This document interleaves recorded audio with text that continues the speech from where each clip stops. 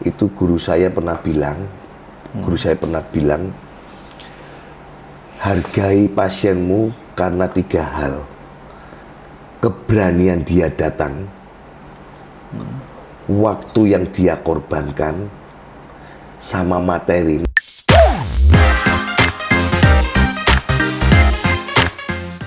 Selamat malam, Dokter Ari. Malam, Mas. Sudah lama saya tidak ketemu sama Dokter Ari. Terakhir 2017 ya, Dok, kita ketemu. Iya, kalau nggak salah di mana ya itu? Dulu lupa. Di Rumah Sakit RSUD Kertosono. Oh iya. Iya. 2017. 7 tahun ya, Mas ya. 7 tahun. Wow.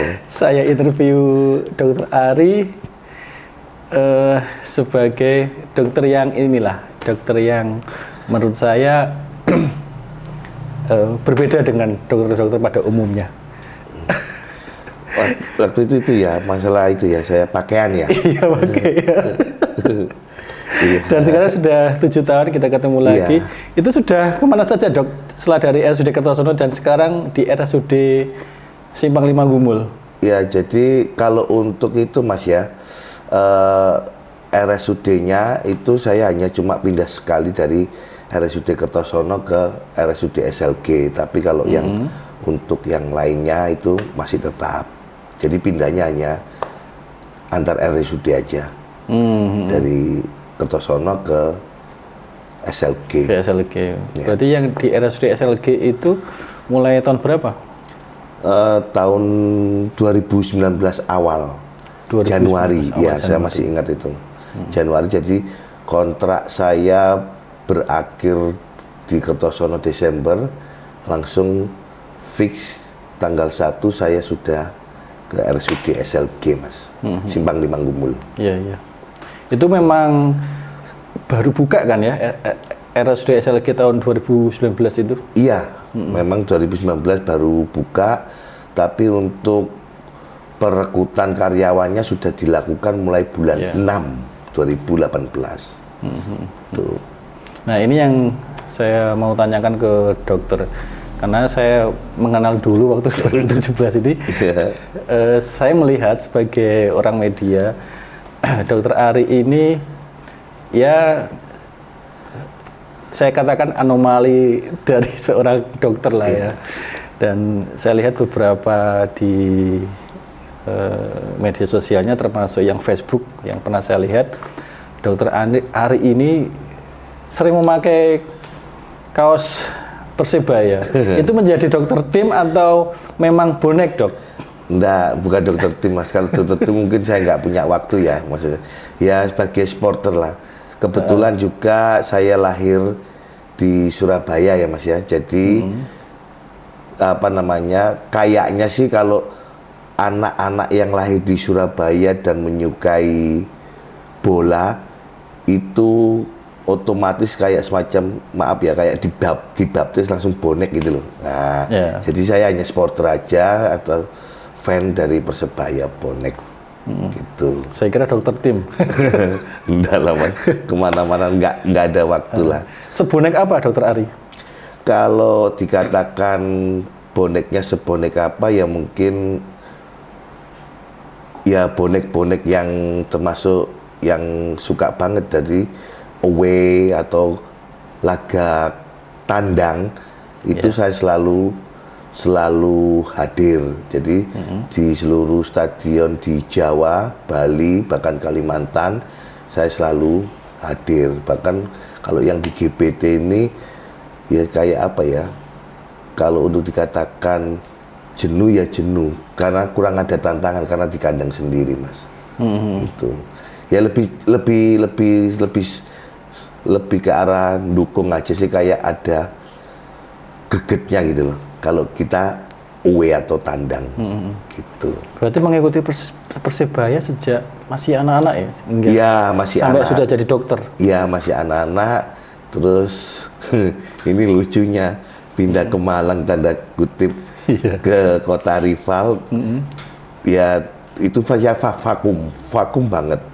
Vakum banget. Terakhir dari saya itu SMA, Mas. SMA itu saya masih aktif, bahkan nakalnya saya itu uang SPP tak pakai untuk neribun.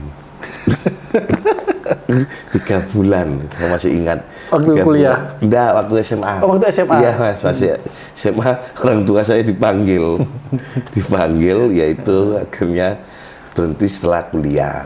Karena berhentinya ya karena di Malang itu. Terus sampai setelah jadi SP baru ada waktu lagi untuk menyalurkan hobi nonton bola.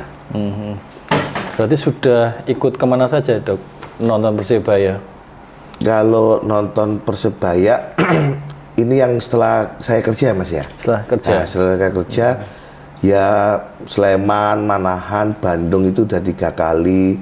Kemarin yang di GBK lawan Persija agak-agak ngeri-ngeri sedap itu juga pernah ke sana dan alhamdulillah sampai kembali di rumah Bali, Kalimantan sama mana Banjarmasin sama Samarinda udah pernah. Wah, hampir semua stadion berarti sudah didatangi ini sama dokter. Kecuali PSM waktu itu masih rehab harus ke mana Bau-Bau atau apa yang jaraknya lebih jauh lagi. Parepare. Ya Parepare maaf. Parepare itu 2 jam saya kira wah enggak antara bandara ke Pareparenya effortnya atau perjuangannya terlalu berlebih lah gitu. Sampai sekarang masih mengikuti Persebaya? Sampai sekarang masih mengikuti, sampai sekarang mungkin sekarang enggak dulu karena satu mungkin kegiatan semakin padat ya. Nah, dulu kan waktu saya pertama kali pindah ke SLG itu mungkin masih sedikit operasi dan sebagainya karena baru buka COVID dan sebagainya sehingga nggak sebanyak yang sekarang. Jadi untuk sekarang saya lebih membatasi pada akhir pekan, pada saat akhir pekan dan itu pun laga tandang mungkin bisa kalau yang masih seputar kayak Sleman, Solo atau di mana pun mungkin masih bisa dijangkau atau Semarang ataupun laga kandang di Stadion GBT insya Allah datang gitu. Saya lihat juga beberapa kali foto sama pemain ini. Salah satunya saya sudah mantan mungkin. Alwi Slamet. Iya. Itu kejadiannya itu lucu mas. Jadi waktu itu kan pulang dari laga away lawan Borneo di Samarinda. Nah itu ternyata kita nunggunya pas sama dengan seluruh pemain Persebaya. Waktu itu masih dilatih oleh Coach Aji ya. Santoso. Ya, Coach Aji Santoso. Jadi momen itu saya manfaatkan.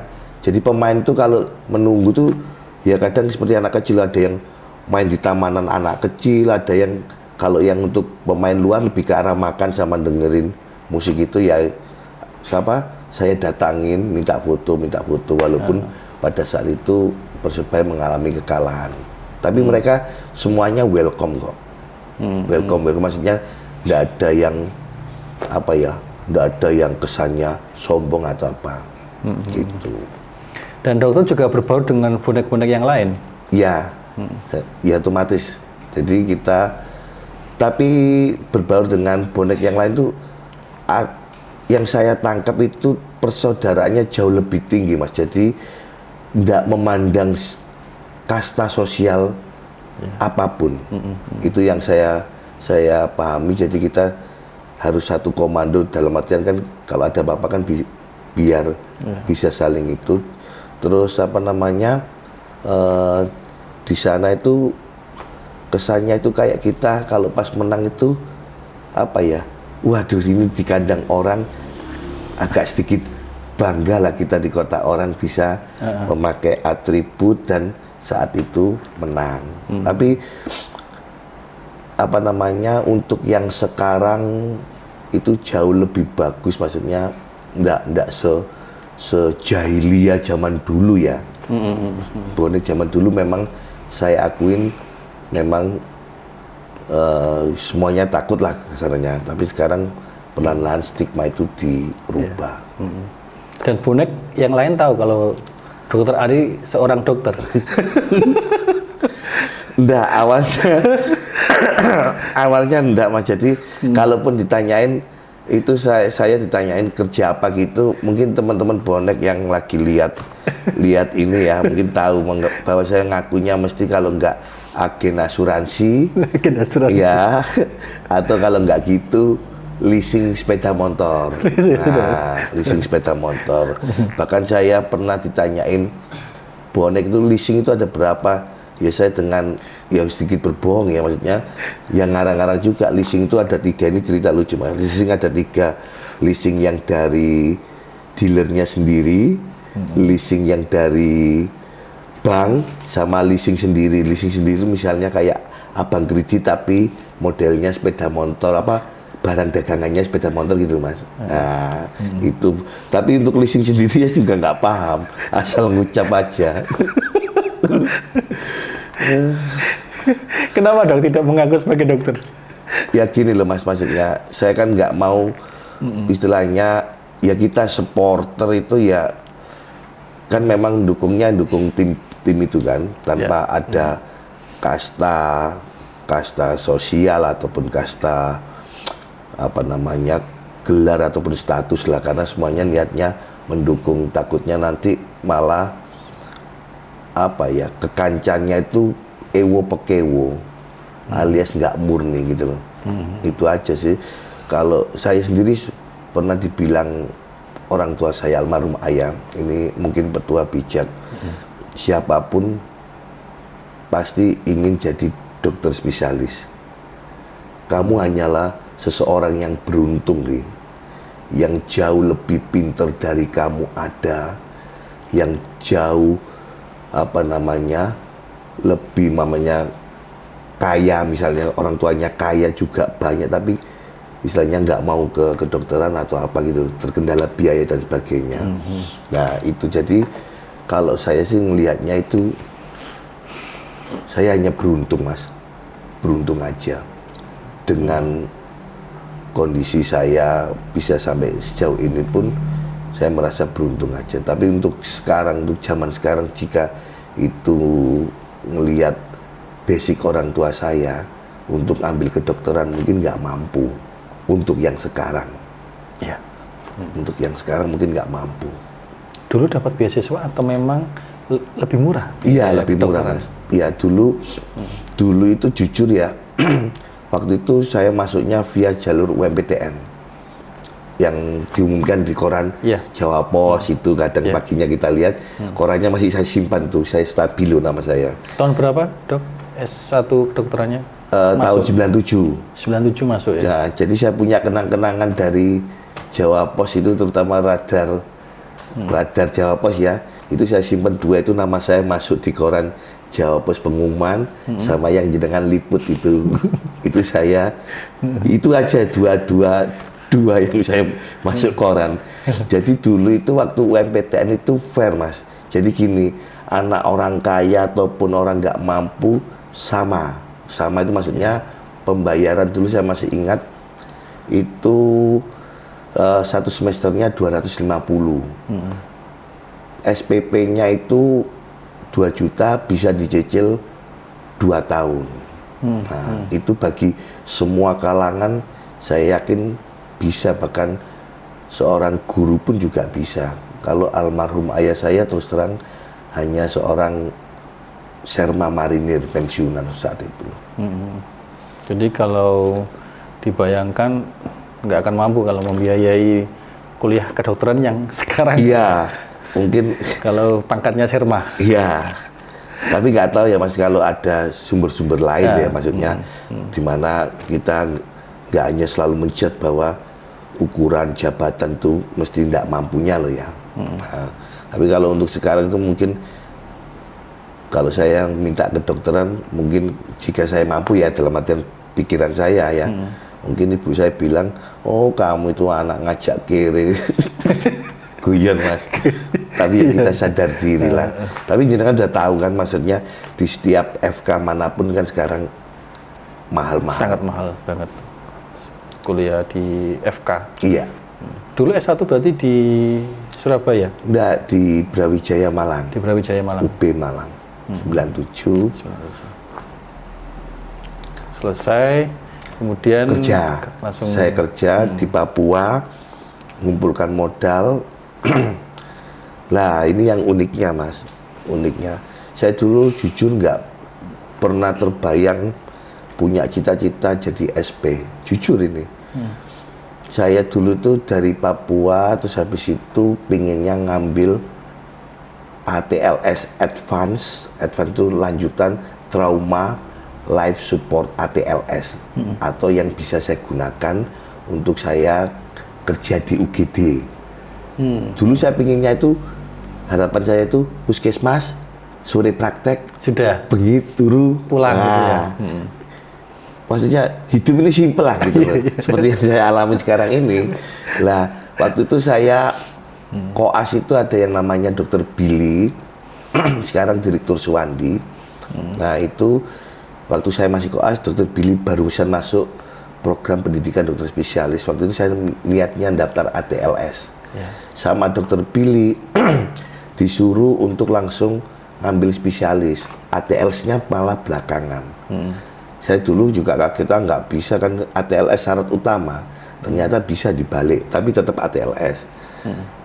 Ya nggak tahu ya, namanya perjalanan hidup ya. Dalam perjalanannya saya daftar itu kok selalu dimudahkan sehingga sampai pada detik sekarang ini. Gitu loh. Entah rahasia apa yang di atas saya nggak tahu, Mas. Mungkin tujuannya menghibur ini ya. Ambil SP itu seperti apa, Dok? Maksudnya? Spesialis. Iya. Maksudnya spesialis bedah ya, gitu ya? Spesialis bedah. Ya dalam perjalanannya sama ibu saya nggak didukung.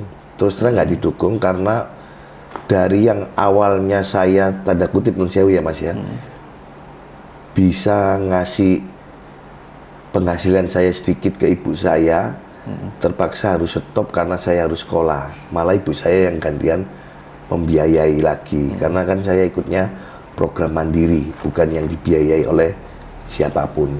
Nah, jadi membiayai sendiri lah.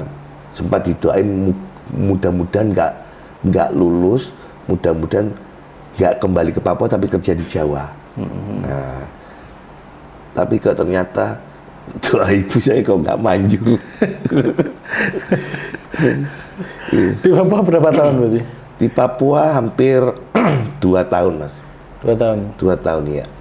Setelah itu sudah langsung kembali ke Jawa lagi ya? Iya, ke Jawa karena mau ngikuti ATLS itu. Oh iya. Nah, gitu. Dokter Ari ini masih sama dengan Dokter Ari yang saya temui 2017? Masih, Mas. Masih. Ya, tetap gini inilah maksudnya saya. Nggak ada yang berubah. Masih sangat tidak jaim dengan pasien, itu masih, Dok? Enggak, saya enggak pernah jaim. Jadi gini loh, Mas. Bayangkan kalau kita sakit ya, harapan kita satu-satunya kan dokter tuh, ya kan? Harapan kita satu-satunya dokter. Lah di dalam yang saya tahu itu guru saya pernah bilang, hargai pasienmu karena 3 hal.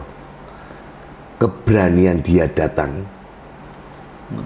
waktu yang dia korbankan, sama materi. Materi dalam artian bukan materi yang ditanggung BPJS loh, Mas, tapi penunggunya yang harus makan, penunggunya yang harus merelakan ndak kerja. Nah, dia sudah mengorbankan 3 keberanian atau semangatnya, waktunya, juga materinya. Dan jangan sampai pasien ini tidak mempunyai hak untuk bertanya. Karena pada intinya hubungan pasien dan dokter ini kerjasama sebetulnya. Kerjasama maksudnya ya sama-sama mengupayakan untuk sembuh. Nah, jadi yang selama ini yang saya tangkap itu lebih kecenderungan ya obat kita tahulah, kita dengan berbagai sakit kita belajar lewat ilmu kita ya. Tapi sosok dalamnya itu yang kadang mungkin banyaknya pasien atau apa yang mungkin dokternya sibuk dan sebagainya, itu hampir nggak pernah tersentuh gitu loh. Nah, gitu. Berarti Dokter Ari mencoba menjaga dekat dengan pasien, tidak menjaga jarak maksudnya? Enggak, aku sama sekali enggak nggak menjaga jarak, apapun yang dia minta tanyakan selalu saya penuhi, sampai saya tanya ada lagi pasien enggak, berarti sudah cukup. Gitu. Itu selalu saya terapkan, Mas. Karena memang iya, Dok, kita sebagai pasien ya, biasanya saya maupun orang lain yang bukan dokter, kalau mau tanya ke dokter itu ya pasti ada rada-rada takut. Iya. Nanti salah tanya, atau mungkin karena ya memang itulah image seorang dokter kan. Yang pertama ya pasti punya wibawa itu ya, punya wibawa. Kemudian yang tadi agak jaim kadang. Gitu. Nah itu yang saya lihat di dokter itu tidak ada gitu loh. Dekat dengan pasien, kemudian orang akhirnya pasien mau bertanya dan tidak sungkan. Iya. Jadi kadang saya gini lah, kalau dia kebingungan apa gitu ya, saya malah ngasih saran ke pasien gitu gini. Kalau dia sudah cukup, apa ya dok? Kan bingung ya, mikir lama kan.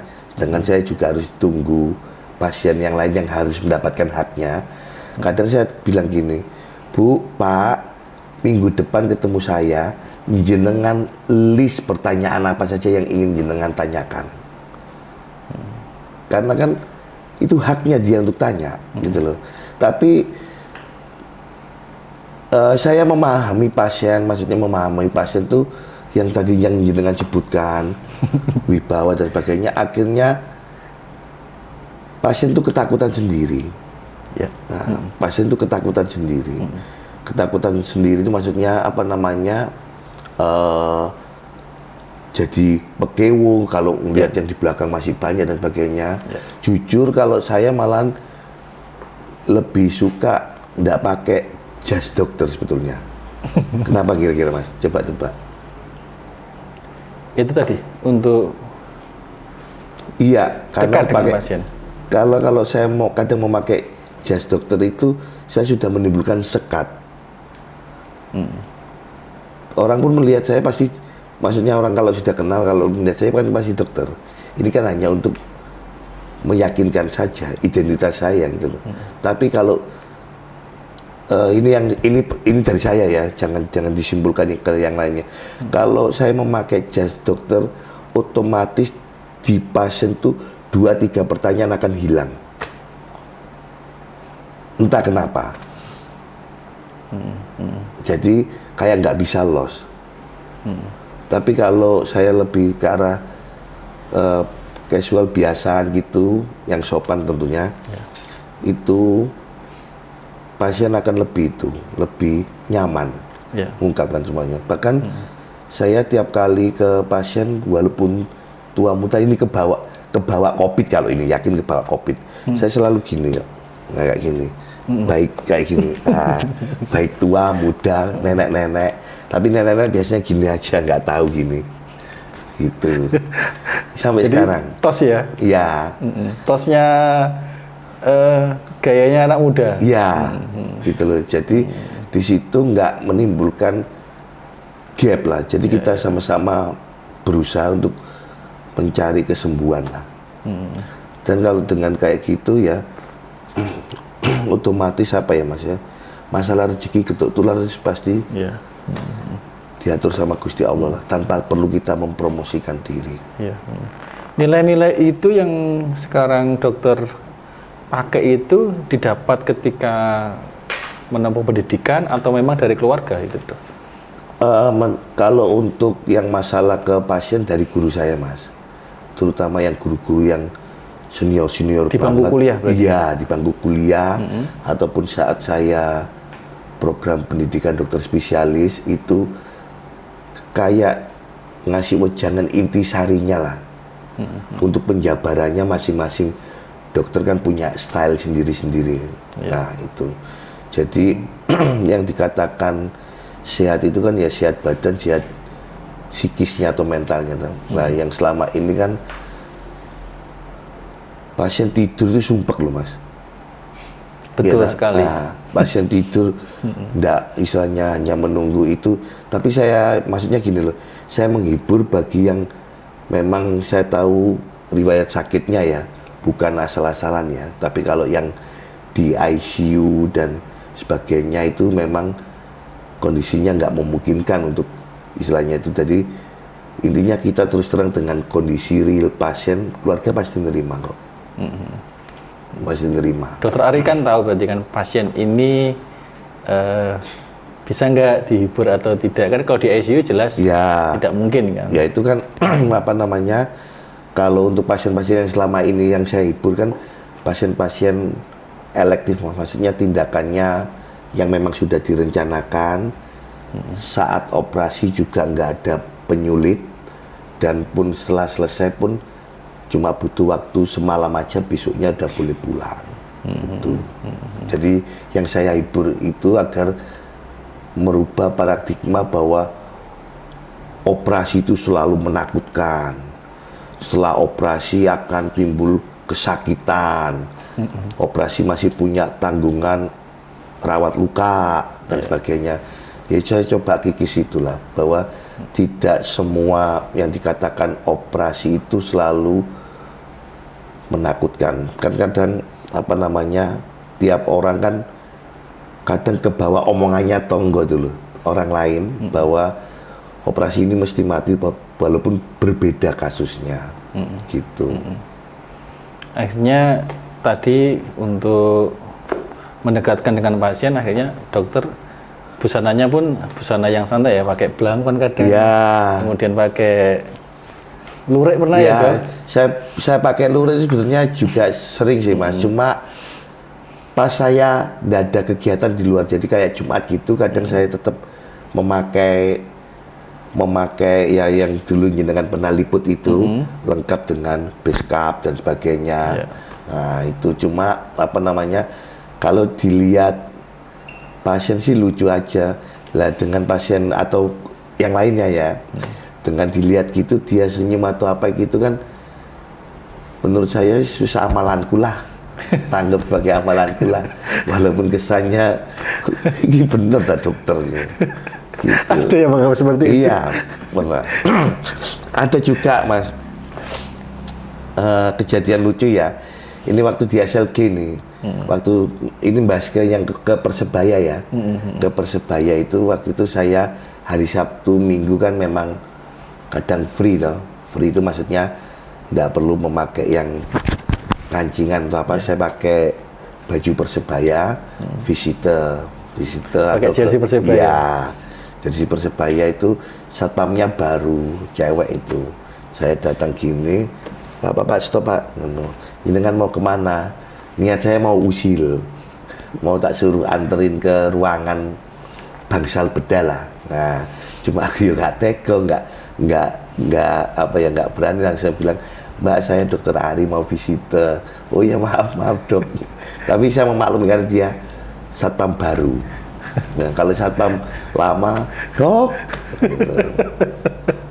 gitu. Pakai kaos Persebaya. Iya, tapi sekarang udah enggak lama. Maksudnya apa namanya? Saya lebih menghargai pasien lah. Itu menghargai pasien, maksudnya dia harus dapat apa yang dia harus dapatkan, gitu loh.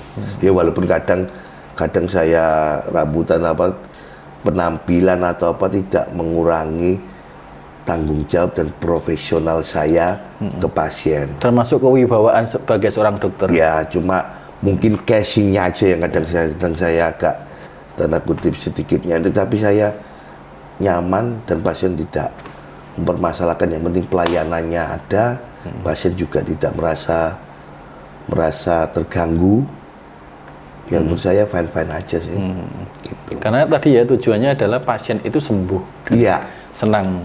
Iya, itu intinya itu. Dan biar nggak ada gap lah Mas.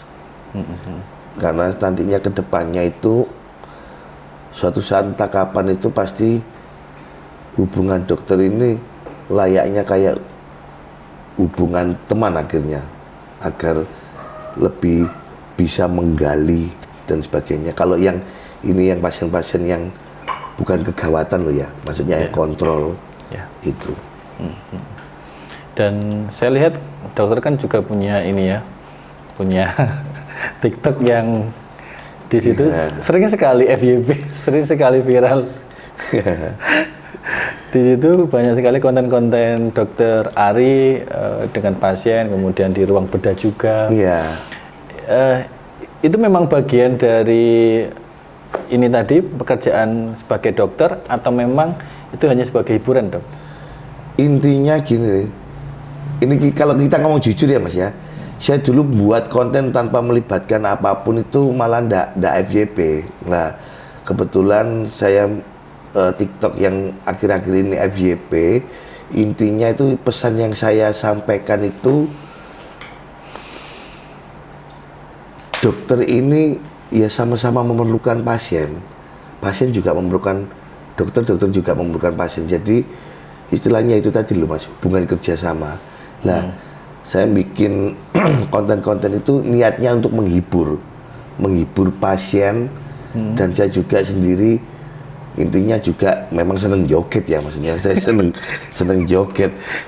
Ya, intinya Surabaya ya, joget, saya seneng joget ya. Lah, saya upload waktu pertama kali upload tuh nggak tahu kenapa, saya juga nggak nyangka maksudnya tiba-tiba naik terus yang dulu pengikut saya itu cuma 300, munggah niku uang Elisa itu, tapi begitu saya bikin itu ternyata itulah yang dirasakan sebetulnya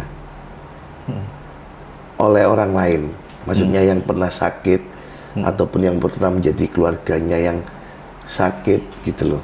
Ada sisi yang selama ini yang saya baca dari komennya tidak pernah terungkap. Padahal niat saya hanya untuk menghibur pasien agar punya kenang-kenangan lah. Saya nggak mempermasalahkan FYP, enggak Mas. Saya cuma pingin pasien itu, oh dokter nang SLG sing jenenge dokter Ari ki lucu wonge, enak, nggak jahat, nggak sombong, nggak jaim dan sebagainya. Itu aja sebetulnya. Tapi respon setelah saya masukkan media, boleh ya saya nyebut ya, media TikTok itu, baru saya ketahuan ternyata harapannya masyarakat itu seperti itulah untuk dokter ya. Tapi kita nggak bisa untuk memaksa keinginan semua masyarakat karena dokter punya watak dan karakter masing-masing. Ada juga yang sedikit ngomong tapi cespon, ada yang gitu, lebih suka kayak gitu. Ya apa ya, karakter orang berbeda-beda lah Mas. Tapi itu tadi ya, ya tadi menjawab keinginan pasien bahwa pasien itu pengennya dokternya yang asik gitu loh. Iya. Iya kan Dok? Iya. Jadi intinya itu apa ya? Ya itu tadi loh Mas, yang diminta itu nggak ada gap sebetulnya. Nggak ada gap antara dokter dan apa namanya dan pasien. Tapi saya nggak bisa semuanya harus gitu Mas. Saya jujur semuanya nggak bisa untuk saya layani gitu. Mungkin kalau pasien saya di atas 40 pasti saya bercanda, tapi nggak akan bisa kayak mamanya 15 menit per orang per pasien, ya nggak mungkin lah. Jadi ya mesti saya kalau kadang itu apa, saya bercandain ya. Nah kadang saya bilang gini, Pak, Bu, jangan dimasukkan hati ya, masukkan pikiran aja biar jadi beban pikiran. Ketawa pasiennya. Kadang pas dia mau keluar buka pintu gitu ya, akhirnya saya nyebut gini, ya udah terima kasih, selamat datang kembali Alfa, selamat datang kembali Alfa. Nah, ketawa dia kayak mau belanja aja Dok. Gitu. Ya intinya ya itulah, maksudnya kalau saya tipikalnya ya seneng humor Mas, maksudnya humor. Tapi kadang kalau pasien yang ngajak serius ya saya memang serius, maksudnya kan kita lihat karakter orang, maksudnya oh ini bawaannya mintanya serius dan sebagainya. kita pancing dengan satu bercandaan aja dia cuma gitu, berarti memang niatnya untuk serius gitu. Berarti dokter memang melihat dulu ya, Iya. karakter pasien, apakah Karakter ini pasien. bisa diajak bercanda atau Iya. memang pengennya serius. Ya, itu. Baru kalau misalnya bisa bercanda, ya satu frekuensi gitu. Ya, kadang kalau ya apa namanya, mungkin saya telat telat memberikan pelayanan poli gitu ya. Dok tak anteni, dok tak tunggu, dok dari tadi ngono. Ya sabarlah Bu, abot-abote ketemu wong ganteng. Saya ketawa gitu loh. Jadi yang tadinya marah atau apa ya dengan bercanda pun apa ya namanya, orang akan lumer lah Mas gitu loh. Maksudnya yang hatinya medon apa dongkol itu pun nanti lama-kelamaan ya akan lumer. Berarti benar ya istilah bahwa gembira itu adalah obat. Iya kalau saya, karena itu sudah diteliti Mas. Ini ada penelitian juga penelitian bahwa kita ngomong masalah itu loh ya, masalah ngomong kanker ganas yang stadium terminal, antara orang optimis sama yang orang pesimis itu survivor life rate-nya itu lebih bagus yang optimis. Nah, timbul optimis kan bisa dengan hati yang gembira, tidak memikirkan suatu sakitnya dan sebagainya. Jadi kalau kita ketawa itu otomatis hormon kesenangan kita untuk memperbaiki semuanya itu pasti muncul, Mas. Jenengan coba deh, jenengan lihat stand up atau apapun yang mengundang tawa terbahak-bahak, pasti tubuhnya jenengan lebih enteng. Pasti itu. Gitu loh. Akhirnya setelah bisa gembira menjadi obat tersendiri. Iya, dan setidaknya dia apa ya Mas ya, jiwanya kayak seneng lah, minimal jiwanya seneng lah gitu loh. Jadi pulang ataupun enggak gitu, istilahnya masih panjang gitu, dia nggak merasa bosen lah. Kadang tuh aku pingin pulang walaupun memang belum saatnya pulang ya. Saya selalu bilang, ini kita ngomong di RSUD SLG ya, mungkin kamarnya lebih bagus ya. Saya bilang gini, dia sendirian. Dok aku bosen dok, wis dhewean nang kamar gini, wis anggepen nginep nang hotel ngono. Pasien seneng gitu, wis ono AC nih kamar mandi nih, kebetulan air hangat ya, wis anggepen turun nang hotel lah gitu kan. Pasien ketawa. Gitu loh. Jangan selalu ditekankan pada sakitnya, enggak, jangan. Tapi kalau dia perkembangannya gimana sakitnya dan sebagainya, ya wajib kita beritahu, Mas. Itu. Saya lihat juga dokter sangat luwes ya. Dengan konten-kontennya. Bahkan saya lihat juga ada kemayu-kemayunya. Itu memang sejak kecil suka berkesenian atau pernah main teater? Enggak, Mas. Mungkin bakat dari bapak saya ya. Jadi bapak saya itu dulu suka bercanda, terus pernah, ini yang saya dengar ya, pernah jadi anggotanya Sri Mulat Surabaya, tapi mungkin nggak lama, pernah ikut. Pernah gitu. ikut Sri Mulat? Iya. Jadi waktu pernikahan mbak saya yang pertama itu, orang-orang Sri Mulat Surabaya yang ngisi kayak hiburannya. Namanya di sini elektronya itu dia hiburannya Sri Mulat.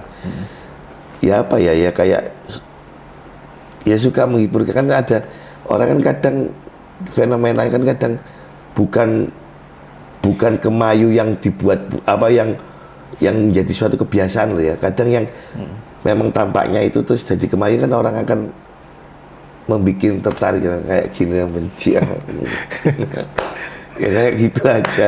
Itu kan bikin apa ya namanya, bikin orang kan ya ketawa. Kadang saya nggodain teman-teman di Oka gitu ya kan, terus pengen kemana dok, saya mau makan dulu ya aja, sambil gini, sambil larinya gini, anak-anak udah ketawa. Padahal jalan biasa ya tidak apa-apa, cuma kan apa ya, melumerkan sikon lah. Ya. Ya. Berarti kan memang ada ini, ada keturunan dari bapak, Ya, bahwa bapak suka berkesenian dan suka orang panggung. Iya, bapak. Karena kelihatan sekali dok di kontennya sangat luas sekali. Kayak orang yang pernah berteater lah, saya lihat. Enggak, kalau saya teater enggak malah Mas. Saya lebih suka ke apa ya, humor. Kadang saya memang suka humor, maksudnya kadang yang kayak lihat stand up itu kan ada yang guyonan tingkat tinggi, tingkat itu. Kalau saya sih mungkin hanya tingkat recehan aja yang mungkin on situasi, on situasional aja gitu. Dan membuat konten di ruang bedah, kemudian di kamar pasien di rawat inap itu memang diperbolehkan ya? Atau memang ada aturan yang nggak boleh sebetulnya? Kita kan nggak itu Mas, nggak ngungkapkan rahasia pasien. Maksudnya rahasia pasien, dan selalu saya tuliskan atas persetujuan dan seizin dan sepengetahuan pasien. Dan di situ kan ternyata responnya bagus ya, otomatis mungkin dari pihak manajemen rumah sakit pun terbawa, jadi nggak ada yang saya apa namanya, nggak ada yang saya rugikan. Maksudnya rugikan itu saya nggak ngumbar kejelekan rumah sakit dan sebagainya.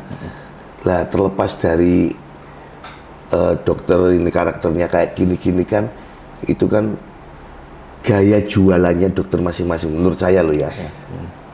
Kalau dia pengen bikin konten, ya nggak mungkin lah Mas, dokter bikin panggung sendiri rumah sakit hanya untuk latar belakang backgroundnya kan juga nggak mungkin kan. Ada yang bikin konten tentang kesehatan, atau mungkin tentang konten atau yang tentang obat ini, ciri-ciri ini, monggo. Kalau saya lebih sukanya yaitu tadi joget. Dan semuanya tadi ya atas izin pasien. Iya, tentunya saya izin pasien dan memahami karakter pasien. Iya, sebelumnya Bu, saya mau hibur, saya mau bikin konten joget. Nah, tujuan saya itu biar nyenengan semua ini, senang dan sebagainya. Nah, ini nanti saya masukkan ke media saya, TikTok. Apakah yang tadi kayak 4 gitu, saya tanyain, ya dok, nggak apa-apa dok, kita juga seneng dok gitu. Ya akhirnya ya apa yang dokter bilang itu kan selalu dipenuhi teman. Saya juga misalnya minta gitu, pasti dia mau, karena dia bergantung, dan itu wajar. Jadi waktu saya minta, yang konten saya yang pertama kali saya upload itu yang bapak-bapak yang sakit itu loh, yang itu kan itu sebetulnya jujur habis tindakan berat lah istilahnya. Habis operasi ya? Ya, berat operasi maksudnya, dan bawaannya itu ya pasti sedih lah karena ada bagian tubuhnya yang hilang. Nah itu terus saya minta izin, terus Pak boleh saya hibur, tapi ini nanti saya masukkan itu. Oh iya enggak apa-apa dok, gini-gini. Nah, akhirnya ternyata kontrol waktu itu. Alhamdulillah sudah kontrol. Si bapak ini sudah kontrol. Dan ternyata, dok makasih ya, sebetulnya saya nggak mau beritahu, dia guru sebetulnya. Guru. Saya sebetulnya nggak mau beritahu murid-murid saya. Tapi begitu lihat konten dokter semua datangi saya, terus saya kayak mendapat semangat atau support dari murid-murid saya, gitu loh.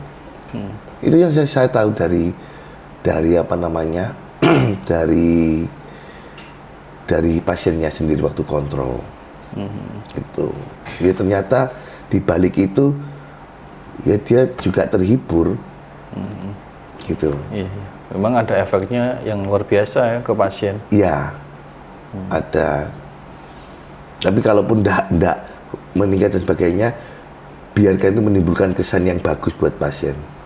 Kalaupun enggak sampai terjadi fenomena yang seperti entah itu trending atau apa, saya enggak peduli dengan itu. Yang penting pasien toh Mas.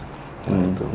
Bahkan sekarang ini fenomenanya jujur ya Mas ya, diminta foto di rumah sakit, diminta foto sama keluarga pasien, terus apa kita lagi jalan gitu ya otomatis terhenti dokter ya yang di TikTok itu. Ya akhirnya kita ya menyapa, maksudnya itu, tapi ya enggak apa-apa sih, enggak apa-apa, maksudnya dalam artian membiasakan bahwa rumah sakit nggak menakutkan. Gitu loh. Kadang yang saya takutkan tapi coba saya rem itu kalau ke susu gitu loh, ke susu karena suatu itu kan disapa kan juga nggak mau kan kita harus berhenti, tapi apapun itu ya sudah resiko dari konsekuensi dari apa yang sudah saya lakukan gitu, tanpa meninggalkan profesional dan tanggung jawab saya. Itu aja sih. Jadi artis sekarang berarti? Nggak artis, lokalan aja. RSUD SLG. Iya. RSUD. Jadi ya itu tadi. Apa namanya? Saya nggak penaknya itu kadang gini loh Mas. Jujur saya nggak penaknya itu bukan pasien saya. Ini kejadian dan seringkali terjadi. Jadi ini pasien saya, ini pasien dokter lain. Ya kan, kebetulan yang saya upload kan kalau 4 itu memang murni pasien saya semua. Jadi kan enak saya koordinasinya untuk menghibur. Lah kalau ini pasien dokter lain, penanggung jawab lain, ini pasien saya kan juga nggak enak. Maksudnya istilahnya etikanya loh. Nah, walaupun itu hanya sekitar hiburan. Kadang dok, ayo dok joget kan aku lihat. Aduh, ngapunten Bu, kapan-kapan mawon, kalau badhe operasi gitu. Karena ya itu tadi, kalau saya ngajak joget di pasien kan harus saya izin DPJP-nya tuh, maksudnya etikanya atau istilahnya. Itu makanya kadang tidak seluruh pasien memang saya ajak joget gitu, kecuali yang pasien-pasien saya, maksudnya pasien-pasien saya itu yang memang saya tahu betul realnya gimana. Ibaratnya saya montir kan udah tahu mesinnya, bodine itu gimana. Gitu. Kalau yang viral-viral di TikTok memang dokter mencari sendiri itu ya? Yang apa? Apa yang sedang ramai di TikTok, misalnya backsound-nya, lagu-lagunya, itu dokter sendiri yang mencari? Iya, saya nyari sendiri memang. Saya nyari sendiri, sing tak pas tuh harus jogetan itu Mas. Nggak harus selalu, paham ya maksudnya? Ya yang viral nggak jadi patokan sih kalau saya. Yang penting itu enak nang pasien gitu loh. Nah, enak nang pasien maksudnya pas digawe joget itu ya pas gitu. Kayak nggak mungkin lah saya misalnya pas joget nyeluk Mas, ya nggak mungkin toh. Makanya kadang di TikTok saya kan lagu-lagu lama, lagu-lagu anime itu kan, kayak di liriknya itu kayak ada penambah semangatnya gitu. Nah itu aja sih. Luar biasa. Oke dok, terima kasih. Ya sama-sama Mas. Sudah dengan sehat selalu juga. Amin, amin. Sudah berbagi dengan kita semuanya. Semoga semakin sukses Dokter Ari. Amin. Jenengan juga semakin sukses Mas. Nanti mungkin merambah ke yang di atas untuk interviewnya. Terima kasih Dokter Ari. Sama-sama.